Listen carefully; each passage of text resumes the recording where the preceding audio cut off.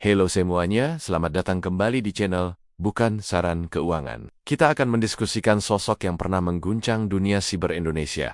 Siapa dia? Di dunia maya, identitas bisa jadi topeng. Nama bisa dipinjam, wajah bisa disamarkan, tapi dampaknya nyata.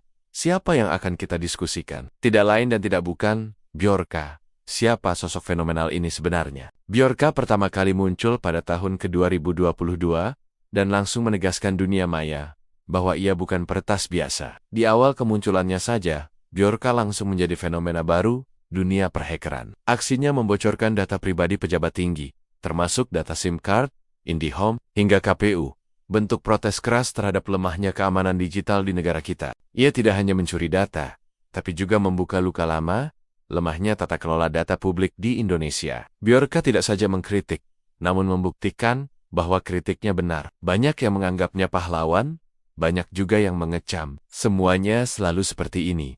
Ada yang pro, ada pula yang kontra. Aksinya memicu debat, apakah ia kriminal atau whistleblower digital. Banyak netizen justru menganggapnya sebagai pahlawan anonim yang berani menantang negara. Setelah kemunculan pertama, Bjorka menghilang tanpa jejak. Namun beberapa saat kemudian, setelah sempat menghilang, pada Oktober tahun 2025, namanya kembali heboh. Kali ini, ia merilis 341.000 data anggota Polri sebagai respons atas klaim penangkapan dirinya. Polisi dianggap terlalu terburu-buru mengumumkan penangkapan Bjorka. Padahal faktanya, yang ditangkap adalah seorang pemuda dengan inisial WFT 22 tahun yang mengaku sebagai Bjorka. Bjorka bahkan dengan percaya diri menulis, "Orang yang Anda tangkap hanyalah peniru. Anda hanya bisa menangkap saya dalam mimpi. Mimpi York Bering-Bering." Haha. Pakar siber seperti Teguh Aprianto menegaskan kalau data yang dibocorkan Bjorka adalah data lama 2016. Walaupun demikian, beliau berpendapat WFT kemungkinan hanya peniru. Polisi kemudian memaparkan WFT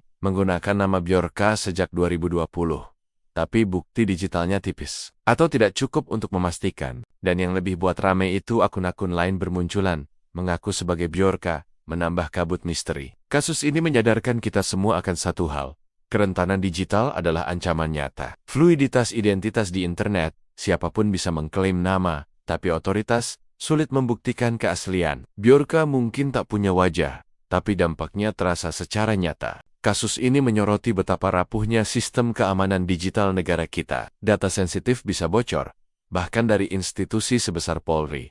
Jika ingin mengambil positifnya adalah harus segera ada tindakan nyata untuk memperbaiki hal ini. Jangan hanya pembelaan diri, kemudian hanya ditindaklanjuti dengan wakana-wakana kosong. Langsung rekrut white hacker, ajak mereka berkolaborasi memperbaik dan membuat sistem yang sulit ditembus. Jangan buang anggaran untuk sesuatu yang tidak berguna. Anggaran harus segera berdampak nyata. Setiap kali Bjorka muncul, publik lebih percaya padanya ketimbang pernyataan resmi pemerintah. Ini menunjukkan adanya jurang kepercayaan antara rakyat dan institusi. Bjorka sebagai simbol perlawanan. Ia bukan sekadar individu, tapi sudah menjadi brand perlawanan digital. Sama seperti Anonymous di level global, nama Bjorka bisa dipakai siapa saja untuk mengirim pesan politik. Apakah Bjorka asli masih bebas? Ataukah ia hanyalah mitos kolektif yang terus dipelihara? Apakah pemerintah akan memperkuat keamanan digital? Atau sekadar mencari kambing hitam? Dan yang paling penting, apakah kita, sebagai masyarakat, sudah cukup peduli dengan keamanan data pribadi kita sendiri? Bjorka mungkin tak punya wajah, tapi ia punya kekuatan, membuat kita bercermin tentang siapa yang benar-benar mengendalikan data kita, dan siapa yang berhak tahu rahasia kita. Di era digital, mungkin yang paling menakutkan bukanlah hacker di luar sana, tapi sistem yang gagal melindungi kita dari dalam. Ia adalah cermin dari betapa pentingnya melindungi data pribadi kita di era digital ini. Terima kasih sudah menonton. Jangan lupa like, komen, dan subscribe, agar tidak ketinggalan konten menarik lainnya.